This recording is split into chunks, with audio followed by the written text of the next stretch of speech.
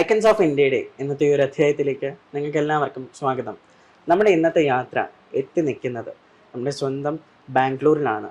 ഇന്ന് ഞാൻ നിങ്ങളുടെ മുന്നിൽ അഭിമാനപൂർവ്വം പരിചയപ്പെടുത്താൻ പോകുന്ന അതിഥി നമ്മളെ ഈ ഒരു ബാംഗ്ലൂർ മാത്രമല്ല ഓൾ ഓവർ ദ ഇന്ത്യയിൽ തന്നെ അറിയപ്പെടുന്ന ഒരു സ്ഥാപനമായിട്ടുള്ള ലെയർ മാക്സ് എക്സ്റ്റൻഡഡ് എന്ന ഓഫീസ് ഫർണിച്ചർ അതുപോലെ ഹോം ഫർണിച്ചർ മാനുഫാക്ചറിങ് രംഗത്ത് വിജയിച്ച് നിൽക്കുന്ന ഒരു സംരംഭത്തിൻ്റെ സാരഥിയായിട്ടുള്ള സോജൻ രാജു സാറാണ് നമ്മുടെ അതിഥി. അദ്ദേഹത്തിൻ്റെ ഇത്രയും വർഷത്തെ ജീവിത അനുഭവങ്ങളും വിശേഷങ്ങളും എല്ലാം നമുക്ക് അദ്ദേഹത്തോട് തന്നെ ചോദിച്ചറിയാം.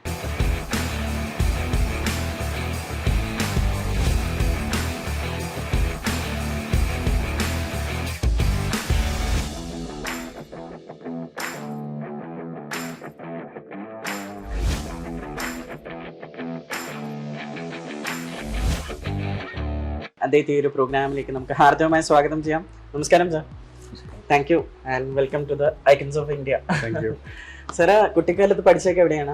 ഞാൻ പുനലൂർ എന്ന് പറഞ്ഞ സ്ഥലത്താണ്, നമ്മുടെ കൊല്ലം ജില്ലയിൽ. അപ്പം ജനിച്ചൊക്കെ കൊല്ലത്ത് തന്നെയാണ്? അതെ അതെ, പുനലൂർ. ഓക്കെ, പുനലൂർ തന്നെയാണ് സ്വദേശം കാര്യങ്ങളൊക്കെ? അതെ അതെ അതെ. ഓക്കെ, ഏത് സ്കൂളിലായിരുന്നു പഠനം? ചമ്മന്തൂർ ഹൈസ്കൂൾ. 2000 ഞങ്ങൾ 10th പാസ്സായി. 2000 10th പാസ്സായി. അതായത് ഞാനൊക്കെ ജനിക്കുന്നതിന് മുന്നേ സാർ. പഠനം കഴിഞ്ഞ നാട്ടിൽ എന്തായിരുന്നു പരിപാടി? നാട്ടില് കുറച്ചുനാള് നാടൊക്കെ ഒന്ന് എൻജോയ് ചെയ്ത് അവിടെയൊക്കെ നിന്ന്, പിന്നെ അത് കഴിഞ്ഞിട്ട് ഉപരിപഠനം കാര്യങ്ങളൊക്കെ ആയിട്ട് നമ്മൾ കേരളം വിട്ട് പുറത്തേക്കൊക്കെ വരുന്നത്. എവിടെയൊക്കെയായിരുന്നു പോയത്? കുറച്ചുനാള് ചെമ്മന്തൂർ സ്കൂളിലെ പഠിത്തം കഴിഞ്ഞ് ഒറ്റക്കൽ എന്ന് പറഞ്ഞ ഗവൺമെന്റ് സ്കൂളിലായിരുന്നു +2 ഒക്കെ പാസ്സായത്. അത് കഴിഞ്ഞിട്ട് കുറച്ചുനാൾ മുംബൈയിലുണ്ടായിരുന്നു. ഇതിന്റെ ഇടയ്ക്ക് ഒരു 2 കൊല്ലം കൊല്ലം എന്ന് പറയുന്ന സ്ഥലത്ത് നമ്മൾ IT എന്ന് പറയുന്ന ഒരു ഇൻഡസ്ട്രി ട്രെയിനിങ്ങിന്റെ ഒരു 2 കൊല്ലം അവിടെ പഠിച്ചിട്ടുണ്ടായിരുന്നു. നമ്മൾ ആ പഠിച്ച സമയത്ത് ഒരു ചെറിയൊരു എഡ്യൂക്കേഷനിൽ ഒരു ചെറിയൊരു കോൺഫ്ലിക്ട്സ് ഉള്ളൊരു സമയമായിരുന്നു. പ്രീ ഡിഗ്രി ഒക്കെ നിർത്തലാക്കിയിട്ട് +2 അങ്ങനെ നമ്മൾ അതെ അതെ അതെ. അപ്പൊ കുറച്ച് കൺഫ്യൂസ്ഡ് ആയിരുന്നു നമുക്ക് എന്ത് ഇതാണെന്നുള്ളത്. പിന്നെ ഇപ്പോഴത്തെ പോലെ അത്ര വലിയ ഒരു കരിയർ ഗൈഡൻസ് ഒന്നും അന്ന് ഇല്ലല്ലോ. തീർച്ചയായിട്ടും എല്ലാവരും ഏറ്റവും കൂടുതൽ ആൾക്കാർ എന്ത് പോകുന്ന അതിന്റെ പുറകെ എല്ലാവരും പോവുക അങ്ങനെയുള്ള. തീർച്ചയായിട്ടും. പിന്നെ ഒരുപാട് ആൾക്കാരുടെ ആഗ്രഹം ഒന്നുകിൽ മൂവി ഇൻഡസ്ട്രി ആണെങ്കിൽ ചെന്നൈ, അല്ലെങ്കിൽ മുംബൈ, അല്ലെങ്കിൽ പ്രവാസ ലോകം. അന്നത്തെ സമയത്ത് നമ്മളെ ഇന്നത്തെ കാലത്ത് പഠിപ്പിക്കാൻ മാതാപിതാക്കളുടെ അത്ര ഫിനാൻഷ്യൽ സെറ്റപ്പുകളൊന്നും ഇല്ലല്ലോ.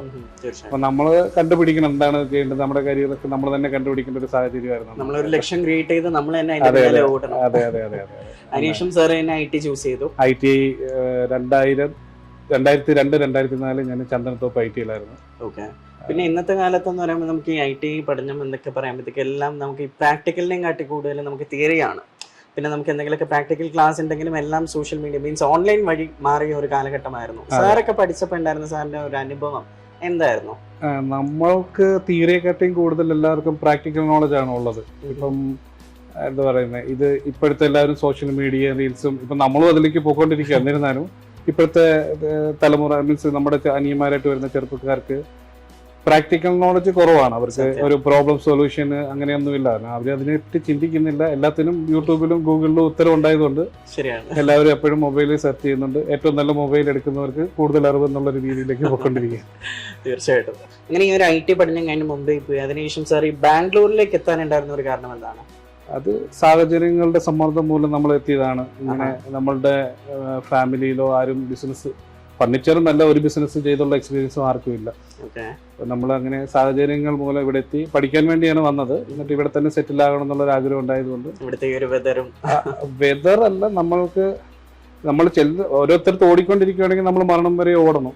ഞാൻ കേരളം വിട്ട് ഇവിടെ വന്നു, ഇവിടെ തന്നെ സെറ്റിൽ ആവണം എന്നുള്ള ഒരു ആഗ്രഹം ഉണ്ടായിരുന്നു. അതുകൊണ്ട് ഇവിടെ തന്നെ ഒരുപാട് ബിസിനസ് ചെയ്ത് പൊട്ടി ഫ്ലോപ്പായി, പിന്നെ പുതിയ ബിസിനസ്സിലേക്ക് അങ്ങനെ വന്ന് നമ്മൾ ചെയ്തതാണ്. അതുകൊണ്ട് ഇവിടെ വന്ന് ഇവിടെ തന്നെ സെറ്റിൽ ആവണം എന്നുള്ളായിരുന്നു ആഗ്രഹം. പിന്നെ നമ്മുടെ ഈ ഒരു ലെയർ മാക്സ് ഈ ഒരു സംരംഭം സ്റ്റാർട്ട് ചെയ്തത് ഏത് വർഷമാണ്? നമ്മൾ 2015 നമ്മളിത് രജിസ്ട്രേഷൻ ഒക്കെ ചെയ്ത് നമ്മൾ ഒരു ബിസിനസ് എന്നുള്ള രീതിയിലേക്ക് നമ്മളിതിനെ സ്റ്റാർട്ട് ആക്കിയായിരുന്നു. ഓക്കെ. സ്റ്റാർട്ടിങ്ങിൽ നമ്മൾ ജസ്റ്റ് ഒരു സർവീസ് മാത്രമായിരുന്നു.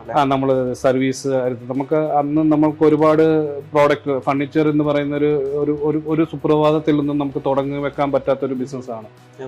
ഒരുപാട് ഇൻവോൾവ്മെന്റും ഒരുപാട് ഇൻവെസ്റ്റ്മെന്റും ഒക്കെ വേണ്ടുന്ന ഒരു ബിസിനസ് മേഖലയാണ് ഫർണിച്ചർ. എല്ലാ ബിസിനസ്സെക്കാട്ടി കൂടുതൽ ഇൻവെസ്റ്റ്മെന്റ് വേണ്ടുന്ന ഒരു ബിസിനസ്സാണ് ഫർണിച്ചർ. കാരണം ചിലപ്പോൾ വേറൊരു ബിസിനസ് നമുക്ക് ഒരു പ്രോഡക്റ്റിന്റെ കോസ്റ്റിൽ നമുക്ക് തുടങ്ങാൻ പറ്റും. ഫർണിച്ചറിൽ ഉദാഹരണത്തിന് ഒരു നല്ലൊരു സോഫ സെറ്റിന് ഒരു 1,00,000 രൂപ നമുക്ക് ഇൻവെസ്റ്റ് ഉണ്ടെങ്കിൽ ഈ 1,00,000 രൂപയിൽ വേറൊരു ബിസിനസ് നമുക്ക് തുടങ്ങാം. പക്ഷെ ഫർണിച്ചറൽ ബിസിനസ്സിൽ നമുക്ക് സ്പേസ് വേണം, മാൻ പവർ വേണം. സ്പേസ് എന്ന് പറഞ്ഞാൽ കുറച്ച് സ്പേസ് ഒന്നും പോരാ. നമുക്ക് ഏറ്റവും കുറഞ്ഞത് ഒരു 5,000 സ്ക്വയർ ഫീറ്റ് എങ്കിലും ഉണ്ടെങ്കിൽ മാത്രമേ നമുക്ക് ഒരു നല്ലൊരു ഫർണിച്ചർ ഷോപ്പ് നമുക്ക് സെറ്റ് ചെയ്തെടുക്കാൻ പറ്റുള്ളൂ. അതുകൊണ്ടാണ് ഒരുപാട് ആൾക്കാർ ഈ ബിസിനസ്സിലേക്ക് ഇറങ്ങാതെ മാറി നിൽക്കുന്നതെന്ന് തോന്നുന്നു.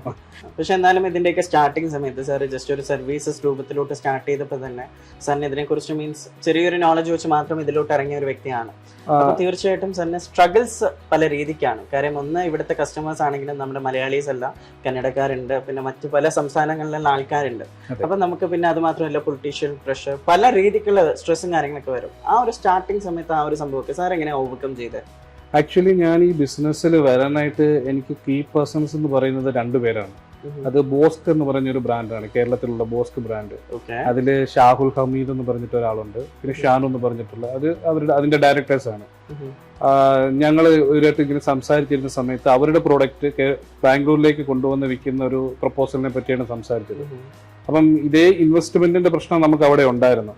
പക്ഷെ അവർ നമ്മളെ വിശ്വസിച്ച് അവർ ബാംഗ്ലൂരിൽ ഇൻവെസ്റ്റ് ചെയ്ത് ഞങ്ങളൊരു ഷോറൂം ഒക്കെ സ്റ്റാർട്ട് ചെയ്തിട്ടുണ്ടായിരുന്നു. ബിസിനസ് അവരുടെ ആയിരുന്നു, നമ്മൾ അവിടെ ജസ്റ്റ് ഒരു മാനേജിങ് ആയിരുന്നു.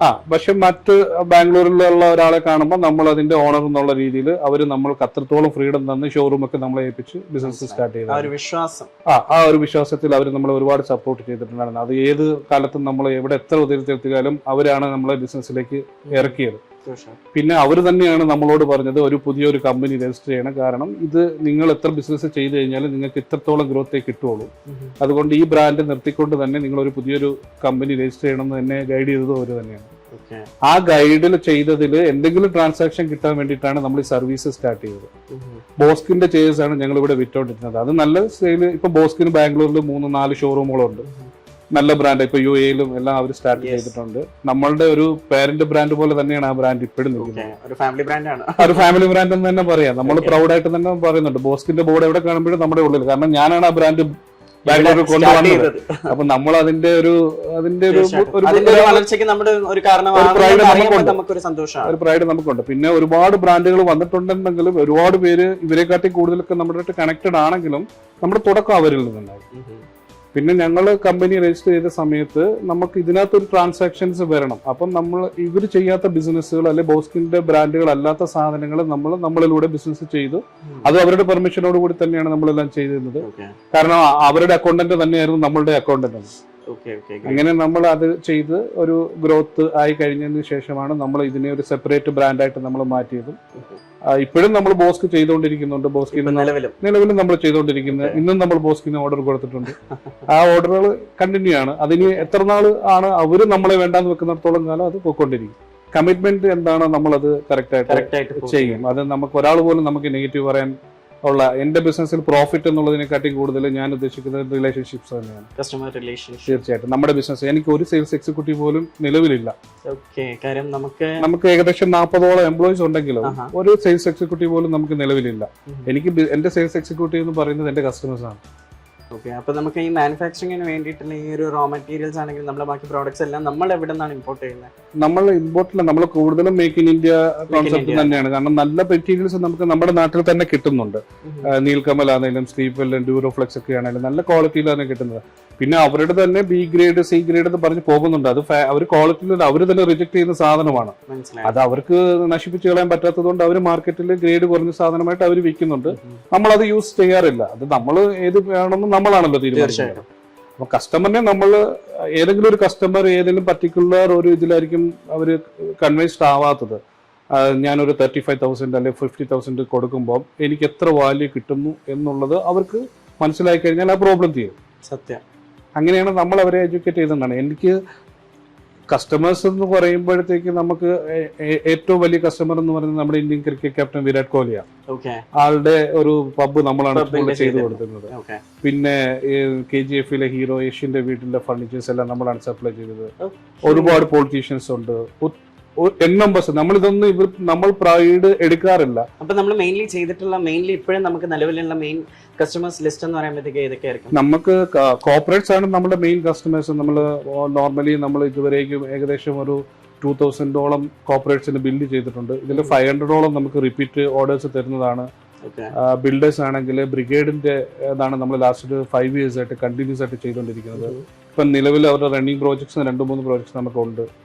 പിന്നെ ഹോട്ടൽസുകൾ കുറെ നമ്മൾ ചെയ്യുന്നുണ്ട്, ഹോട്ടൽസ്, പബ്ബുകൾ, ഇതെല്ലാം ഡിസൈനർ ഫർണിച്ചേഴ്സുകളായിരിക്കും. തീർച്ചയായിട്ടും സാറിന് എനിക്ക് ചോദിക്കാനുള്ള കാര്യം എന്ന് പറയുമ്പോഴത്തേക്ക് തീർച്ചയായിട്ടും ബിസിനസ് ആണ്. അപ്പൊ പല രീതിക്കുള്ള ഒരു അപ്സും ഉണ്ടാവും, ഡൗൺസും ഉണ്ടാവും. സാറിന്റെ ലൈഫിൽ അങ്ങനെ ഒരു അപ്സ് ആൻഡ് ഡൗൺസ് ഒക്കെ ഉണ്ടാവും. സാർ അതിനൊക്കെ എങ്ങനെയാ ഫേസ് ചെയ്യുന്നത്? ഞാൻ വളരെ കാമായിട്ട് തന്നെ ഇതിനെ ഡീൽ ചെയ്യാൻ ശ്രമിക്കാറുണ്ട്. കാരണം ഞാൻ ഒരിക്കലും എൻ്റെ ഫോണ് ഒരിക്കലും സ്വിച്ച് ഓഫ് ചെയ്ത് വെക്കാറില്ല. അതാണ് ഞാൻ ഫസ്റ്റ് ചെയ്യുന്നത്. ഒരു വെണ്ടർ നമ്മൾ പേയ്മെന്റ് കൊടുക്കാനുണ്ടെങ്കിൽ നമ്മൾ അങ്ങോട്ട് വിളിച്ച്, എന്തെങ്കിലും ഡിലേ വരുവാണെങ്കിൽ, ചെക്ക് ക്ലിയറൻസ് ഉണ്ടെങ്കിൽ അങ്ങോട്ട് വിളിച്ച് നമ്മൾ ഒരു അവധി എടുക്കും. അതൊക്കെയാണ് നമ്മൾ ചെയ്യുന്ന വെണ്ടേഴ്സ് സൈഡിൽ നമ്മൾ ചെയ്യുന്നത്. എൻ്റെ വെണ്ടേഴ്സിനെ ഞാൻ ഇതുവരെയും മാറ്റിയിട്ടില്ല. ഞാൻ തുടങ്ങിയ കാലം തൊട്ട് ഇന്ന് വരെയും എനിക്ക് ഒരേ വെണ്ടേഴ്സ് ആണ് ഉള്ളത്. പിന്നെ ഫിനാൻഷ്യലി എല്ലാ ബിസിനസ്സിലും അപ്പ് ആൻഡ് ഡൗൺസ് വരാറുണ്ട്. അത് നമ്മൾ ഫണ്ട് എങ്ങനെ കണ്ടുപിടിക്കാൻ പറ്റുമോ എന്നുള്ളതാണ്. കൂടുതൽ ലാഭം വരുമ്പം എങ്ങനെ സന്തോഷിക്കുന്നോ അതുപോലെ നഷ്ടം വരുമ്പോൾ നമ്മൾ അതിനെ മാനേജ് ചെയ്യാൻ ശ്രമിക്കുന്നുണ്ട്. തീർച്ചയായിട്ടും ശ്രമിച്ചുകൊണ്ടിരിക്കുകയാണ്. ബിസിനസ് ആണെങ്കിലും ലൈഫ് ആണെങ്കിലും നമ്മൾ ECG പോലെ തന്നെയാണ്. അതെ, നമ്മളും അപ്ഡേറ്റഡ് ആയിക്കൊണ്ടിരിക്കുകയാണ്. നമ്മൾ സർവീസിൽ തുടങ്ങിയെങ്കിലും ഇന്ന് ഞങ്ങൾ കസ്റ്റമൈസ്, ഇപ്പൊ ഞങ്ങൾ ടെർമിനൽ 2-ന്റെ സീറ്റിംഗ്സ് എല്ലാം നമ്മളാണ് സപ്ലൈ ചെയ്തത്. അപ്പം നമ്മൾ പ്രോജക്ട്സ് വരുന്നതിനനുസരിച്ചിട്ട് നമ്മളും അപ്ഡേറ്റ് ആയിക്കൊണ്ടിരിക്കുകയാണ്. നമ്മൾ അങ്ങനെ പ്രോബ്ലംസ് ഒന്നും നമുക്ക് വലിയൊരു പ്രൗഡ് ആയിട്ടുള്ള ഒരു കാര്യം എനിക്കൊരു ചിന്തിക്കാൻ കാര്യം എന്ന് പറയുമ്പോഴത്തേക്ക് ഞാനൊരു ട്രിവാൻഡ്രംകാരനാണ്. അപ്പൊ തൊട്ടടുത്തൊരു കൊല്ലംകാരൻ ബാംഗ്ലൂരിൽ വന്നിട്ട് ഒരു എന്താ പറയാ ചെറിയൊരു സർവീസ് എന്ന് 2 ആൾക്കാരുടെ ഒരു സപ്പോർട്ടോട് കൂടി ഒരു സംരംഭം സ്റ്റാർട്ട് ചെയ്ത് ഇന്ന് ഇത്രയും വലിയ വലിയ വിരാട് കോഹ്ലി, അതേപോലെ നമ്മൾ ഈ ടെർമിനൽ 2, KGF, യാഷ്, ഇങ്ങനെ ഇത്രയും ആൾക്കാരുടെ ഒക്കെ ഒരു കമ്പനിയിലോട്ട്, അതും വിത്തൗട്ട് എനി മാർക്കറ്റിംഗ് ടീം ഇതിലോട്ട് എത്താൻ പറ്റുന്ന കാര്യം എന്ന് പറയുമ്പോഴത്തേക്ക് അത് വലിയൊരു പ്രൗഡാണ്. സാറ് പറഞ്ഞു എന്താ പറയുക, ഈ ഒരു ബിസിനസ്സിലോട്ട് നമ്മളെ കാൽച്ചുവട് എടുത്ത് വെച്ചതും നമ്മൾ പിടിച്ചു കയറ്റിയതും നമ്മുടെ മറ്റു കമ്പനിയുടെ ബോഷ് എന്ന് പറഞ്ഞ കമ്പനിയുടെ 2 വ്യക്തികളാണെന്ന് പറഞ്ഞു, ബോസ്. അപ്പം തീർച്ചയായിട്ടും അതേപോലെ തന്നെ സാർ ഇപ്പം മറ്റുള്ളവരുടെ കാണിക്കുന്ന ആ ഒരു ക്ഷമയാണെങ്കിലും ആ ഒരു സ്നേഹമാണെങ്കിലും അല്ലാന്നുണ്ടെങ്കിൽ നമ്മുടെ ആ ഒരു ക്യാരക്ടർ തന്നെ നമ്മുടെ ഒരു ഇൻബോൺ ആയിട്ട് വരുന്ന ഒരു സംഭവമാണ്. അതിലോട്ട് നമ്മളെ ലൈഫിലോട്ട് പിടിച്ചു കയറ്റുന്ന നമ്മുടെ മാതാപിതാക്കളാണ്. കാരണം നമ്മൾ ഇത്രയൊക്കെ അപ്സ് ആൻഡ് ഡൗൺസിലൂടെ വന്നാലും നമ്മുടെ ഒരു 100 വട്ടം പ്രാർത്ഥിക്കുന്നതിനെയും കാട്ടി മാതാവിന്റെയും പിതാവിന്റെയും ഒരു നേരത്തെ പ്രാർത്ഥനയാണ് നമുക്ക് ഏറ്റവും കൂടുതൽ ബലിക്കുന്നത്. സാറിന്റെ ലൈഫിൽ സാറിന്റെ മാതാപിതാക്കള് എത്രമാത്രം സ്വാധീനം നൽകിയിട്ടുണ്ട്? നമ്മളുടെ സ്വാധീനം എന്ന് പറയുന്നത് നമ്മുടെ മാതാപിതാക്കളാണല്ലോ. നമ്മൾ ചെയ്യുന്ന ഞാൻ യാഥാസ്ഥിതിക കുടുംബത്തിൽ ജനിച്ചു വളർന്ന ഒരാളാണ്. ഫാദർ ഗൾഫിലായിരുന്നു, അമ്മയായിരുന്നു നമ്മളെ വളർത്തിയത്. ഞങ്ങൾ 3 മക്കളാണ്. എനിക്ക് 2 ചേച്ചിമാരാണ്. അതിൽ ഒരാൾ ഇപ്പൊ എന്റെ കമ്പനിയിൽ തന്നെ അക്കൗണ്ടന്റ് ആയിട്ട് വർക്ക് ചെയ്യുന്നു. പുള്ളിക്കാരി MRF-ലായിരുന്നു.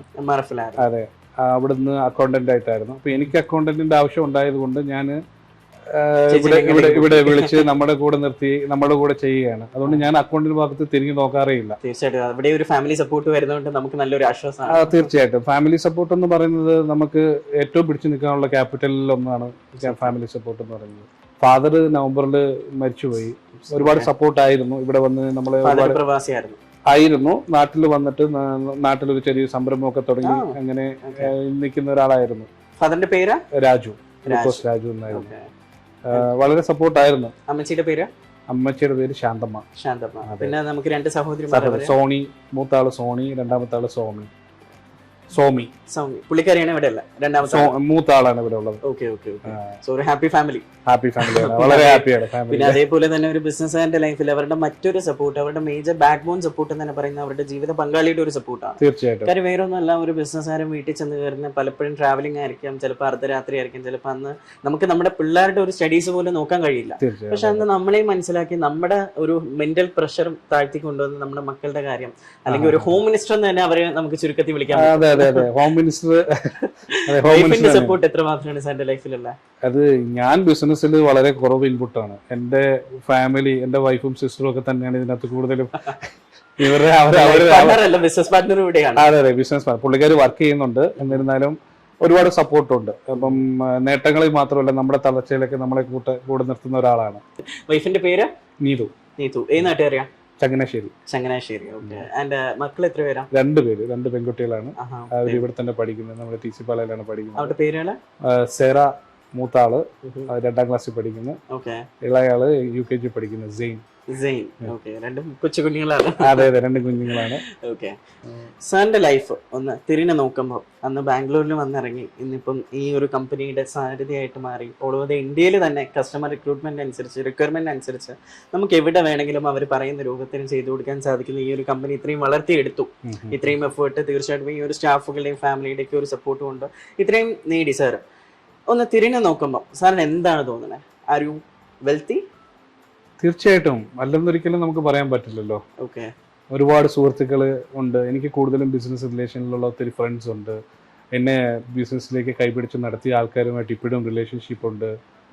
സപ്പോർട്ട് ചെയ്യുന്ന ആൾക്കാരുണ്ട് ഒരുപാട്. I am very lucky. ഇവരോടൊക്കെയാണ് നന്ദിയും പറയാനുള്ളത്. തീർച്ചയായിട്ടും തീർച്ചയായിട്ടും. സാറിന്റെ ഇനിയുള്ള ഒരു ഫ്യൂച്ചർ വിഷൻ, ഇനി മുന്നോട്ടേക്ക് എന്താണ് പ്ലാൻ? നമ്മളുടെ ഈ ബിസിനസ്സിനെ തന്നെ നമ്മൾ, എനിക്കറിയില്ല, അടുത്ത ഒരു 5 കൊല്ലത്തിനുള്ളിൽ ഇതിന്റെ പേര് ഇത് തന്നെയായിരിക്കും. ഇതിന്റെ വേറൊരു ലെവലിലേക്ക് നമ്മൾ എക്സ്പാൻഷൻ തന്നെയാണ് നമ്മൾ. അതുകൊണ്ടാണ് വേണ്ടി വന്നാൽ നമ്മൾ ചെയ്യും. ഇവിടുത്തെ തന്നെ നമുക്ക് റിക്വയർമെന്റ് നമുക്ക് ഫില്ല് ചെയ്യാൻ പറ്റണില്ല. അപ്പൊ നമ്മള് വേണ്ടി വന്നാൽ നമ്മളത് ചെയ്യും. നമ്മുടെ ബിസിനസ് എക്സ്റ്റൻഡ് നമ്മൾ പേരിട്ട് തന്നെ അങ്ങനെ ആയിക്കൊണ്ടിരിക്കുകയാണ്. അതുകൊണ്ട് നമ്മളുടെ ബിസിനസ് ഇന്നത് എന്ന് പറയുന്നത്. എന്നാലും നമ്മൾ ചെയ്യുന്ന, ഞാൻ എപ്പോഴും ശ്രദ്ധിക്കുന്നത്, ആദ്യം ചെയ്ത സർവീസിന്റെ കസ്റ്റമർ ഇന്ന് വിളിച്ചാലും അതേ സർവീസ് നമ്മൾ ഇപ്പോഴും കൊടുക്കാനായിട്ട് എൻ്റെ അടുത്ത് ടീമിനെ ഞാൻ റെഡിയാണ് വെച്ചിട്ടുണ്ട്. ഒരു ബിസിനസ് നമ്മൾ ഒരിക്കലും സ്റ്റോപ്പ് ചെയ്യില്ല. അത് എന്ന് വരെ നമ്മൾ 5 വർഷം വാറണ്ടി കൊടുത്തിട്ടുള്ള ഒരു സാധനം, ആ വാറണ്ടി കഴിഞ്ഞാലും നമ്മളത് കൊടുക്കത്തക്ക രീതിയിലുള്ള ആ ഒരു ടീമിനെ നമ്മൾ എപ്പോഴും നമ്മൾ ബാക്കിൽ നമ്മൾ റെഡിയാക്കി വെച്ചിട്ട് തന്നെയാണ് നമ്മൾ ഇതിനെ ബിസിനസിനെ അടുത്ത തലത്തിലേക്ക് നമ്മൾ പോകുന്നത്. എന്താണെങ്കിലും കസ്റ്റമേഴ്സ് ആണ് നമ്മുടെ ഒരു തീർച്ചയായിട്ടും അങ്ങനെ തന്നെയാണ്. അപ്പൊ എന്തായാലും ആ ഒരു കസ്റ്റമർ റിലേഷൻ ആണെങ്കിലും സാർ ആഗ്രഹിച്ച പോലെ നമ്മുടെ ഈ ഒരു ലെയർ മാക്സ് എക്സ്റ്റെൻഡ് എന്ന് പറഞ്ഞ ഈ ഒരു കമ്പനി ആണെങ്കിലും ഇനിയും 10 ഇരട്ടി ഉയരങ്ങളിലോട്ട് പോട്ടെ. സാറിന്റെ ഈ ഒരു ഫാമിലി റിലേഷൻ ആണെങ്കിലും എല്ലാം കൊണ്ട് സർവേശ്വരൻ സാറിന് എല്ലാ അനുഗ്രഹങ്ങളും നേടിട്ടെ എന്ന് ഞാനും പ്രാർത്ഥിച്ചുകൊണ്ട് ഇന്നത്തെ ഈ ഒരു പ്രോഗ്രാം ഇവിടെ വെച്ച് അവസാനിപ്പിക്കുകയാണ്. എന്തായാലും ഇത്രയും ടൈം നമുക്ക് വേണ്ടിയിട്ട് ഈ ഒരു ബിസിനസ് ടൈമിങ്ങിന്റെ ഇടയിലും ഒരു അവസരം തന്നതിന് ഒരുപാട് നന്ദിയുണ്ട് sir. So all the best for your future vision and future venture sir. So thank you so much. Thank you.